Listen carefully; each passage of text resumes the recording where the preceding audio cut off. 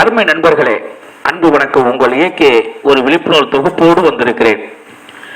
நான் இன்று எடுத்திருக்கக்கூடிய ஒரு தலைப்பு எருமை இனங்களும் ஏற்றந்தரும் தமிழகமும் என்ற ஒரு அருமையான தலைப்பில் எடுத்து வந்திருக்கிறேன்.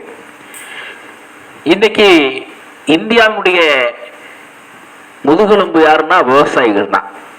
அந்த விவசாயிகளுக்கு முதுகெலும்பு யாருன்னா இந்த கால்நடை வளர்ப்பு தான். இந்த கால்நடை வளர்ப்போர் ஊரினுடைய மேய்ச்சல் நிலத்தை பாதுகாத்து தந்தது, குளம் குட்டைகளை பாதுகாத்து தந்தது. இந்த எருமை இனங்கள் அங்கு ஒன்று இங்கு ஒன்றாக குறைந்ததோ, குளங்களும் ஏரிகளும் கொஞ்சம் கொஞ்சமாக குறைந்தது. அது மட்டுமா, மேய்ச்சல் நிலமே இன்று நம்ம அந்த பகுதியில் இருக்கக்கூடிய கிராம நிர்வாக அலுவலருக்கு கூட தெரியாத அளவிற்கு மேய்ச்சல் நிலங்கள் மறைந்து விட்டது.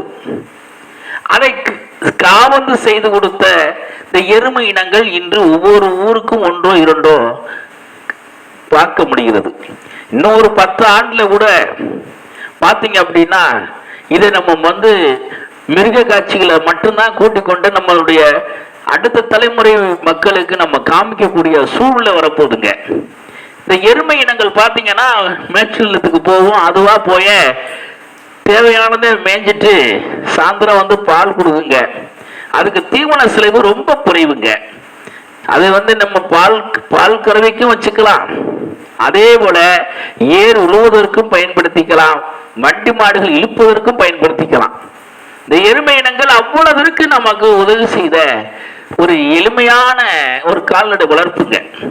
என்னைக்கு கால்நடையில நம்ம எருமை இனத்தை துரைத்தோமோ அன்னைக்கே குளம் குட்டைகள் மேய்ச்சல் நிலத்தை எல்லாம் நம்ம தொலைச்சிட்டோம். அதை மீட்டெடுக்கணும்னு சொல்லிதான் இந்த ஒரு காணொலியை உங்களுக்காக நான் வழங்குறேன்.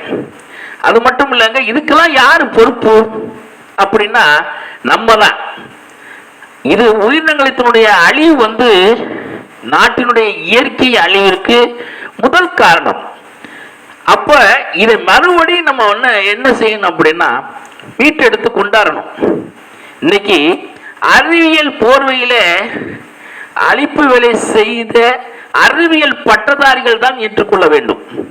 இதுக்கெல்லாம் காரணம் என்ன அப்படின்னா விவசாயம், அதே போல கால்நடை வளர்ப்பு எல்லாமே அருந்து கிடக்குது. இது ஒண்ணு இணைச்சு கொண்டாடணுங்க. இது யார் செய்யணும்? நம்ம தான். அது மட்டுமல்ல, அறிவியல் பட்டதாரிகளும் இதுக்கு விஞ்ஞானிகளும் இதுக்கு ஒன்றிணைத்து மீண்டும் இந்த எருமை இனங்களை ஒவ்வொரு ஊருக்கும் கண்டிப்பாக எருமை இனங்களை மீட்டெடுக்கப்பட வேண்டும். மீண்டும் மேய்ச்சல் நிலத்தை மீட்கப்பட வேண்டும்.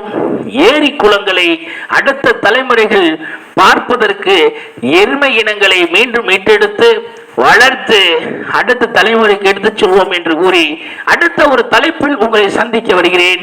நன்றி, வணக்கம்.